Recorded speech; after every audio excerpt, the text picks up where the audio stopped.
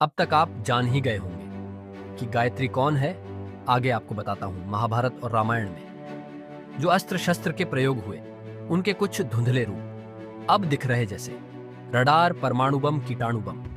मृत्यु किरण का धुंधला रूप अब सामने आ रहे हैं। प्राचीन काल में मोहन शस्त्र, ब्रह्मपास, नागपास, वरुणास्त्र, अज्ञेय बाण, जो शत्रु को मारकर फिर से अपनी कमान में चले आए। और ऐसे ऐसे शस्त्र किसी मशीन से नहीं, बल्कि मंत्रों से चलाए जा रहे थे। लंका में बैठा हुआ रावण और अमेरिका में बैठा हुआ अहिरावण आपस में वार्तालाप बड़े आसानी से करते थे। उन्हें किसी मोबाइल या रेडियो ट्रांसमिशन की जरूरत नहीं थी। अष्ट सिद्धि और नवनिधि का योग में भली भांति वर्णन है। अग्नि में प्रवेश करना, जल में चलना, वायु के समान तेज दौड़ना, मनुष्य से पशु पक्षी बन जाना, शरीर को बहुत छोटा या बड़ा, शरीर को बहुत हल्का या वजन बना लेना, शाप से अनिष्ट उत्पन्न कर देना, भविष्य का ज्ञान, दूसरों की मन की बात जान लेना। ऐसे अनेकों असंभव वाले कार्य सिर्फ मंत्र प्रयोग, योग शक्ति और अध्यात्म विज्ञान से ही संभव है। यहां तक तो आप जान ही गए होंगे। आगे बढ़ते हैं। गायत्री उपरोक्त 24 शक्तियों को साधक में जागृत करती है।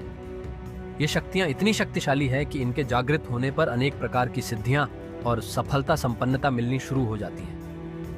दोस्तों, मैं फिर एक बार कहता हूं, गायत्री साधना कोई अंधविश्वास नहीं है, बल्कि एक ठोस वैज्ञानिक कृत्य है। और इसके द्वारा लाभ मिलना तय है, इसमें कोई संदेह नहीं। और ना ही करना चाहिए। आप जब भी अपने अंतरात्मा से गायत्री साधना करना प्रारंभ करेंगे, आपको कुछ ही हफ्ते में परिणाम मिलना शुरू हो जाएगा। गायत्री व इदं सर्वम, ये समस्त जो कुछ भी है वो गायत्री स्वरूप है। गायत्री सद्बुद्धिदायक मंत्र है। यह साधक के मन को, बुद्धि को, विचार को सन्मार्ग की ओर प्रेरित करता है। साधक जब इस महामंत्र के अर्थ पर विचार करता है, तो वह जान जाता है कि संसार की स्थूल दृष्टि से देखने पर ना तो ये दिखेंगे, ना तो ये समझ में आएंगे, और ना ही उसकी महत्ता को आप जान पाएंगे। पर जिनको इस सूक्ष्म दृष्टि का पता है, वो इसका जीवन में भरपूर लाभ उठाए हैं या उठा रहे हैं। जैसे इस समय भी हम कई ऋषि मुनि, कई बाबों को देखते हैं, जैसे प्रेमानंद जी महाराज, सतगुरु बाबा। इनको जो आनंद मिल रहा है वह हम आम आदमी नहीं पा सकते और ना जान सकते हैं। किसी भी कीमत पर वह सुख हम नहीं पा सकते जो वो पा रहे हैं शरीर में सत्य तत्व की अभिवृद्धि होने से। शरीरचर्या में काफी हेर फेर हो जाता है। इंद्रियों की भोग में भटकने की गति मंद हो जाती है। तरह तरह के बुरे विचार आने बंद हो जाते हैं। फालतू की बात सोचना दिमाग अपने आप बंद कर देता है। मतलब ऐसे ऐसे आश्चर्यजनक चीज होती हैं जो आप सोच नहीं सकते। आपको खुद लगेगा कि मैं कैसे बदल रहा हूं। आप ये किसी को बता भी नहीं पाएंगे। विश्वामित्र का कथन है कि गायत्री के समान चारों वेदों में कोई मंत्र नहीं। संपूर्ण यज्ञ, वेद, दान, तप गायत्री के कल के बराबर भी नहीं है।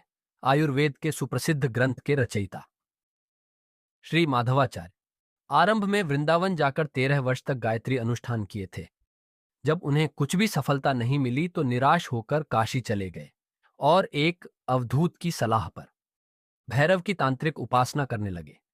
कुछ दिन में भैरव जी प्रसन्न हुए और पीछे से कहने लगे कि वर मांग। माधवाचार्य जी ने उनसे कहा कि आई और आप मुझे दर्शन दीजिए। भैरव जी ने उनको उत्तर दिया कि मैं गायत्री उपासक के सामने नहीं आ सकता। ये सुनकर माधवाचार्य जी बहुत आश्चर्यचकित हुए और बोले, मेरी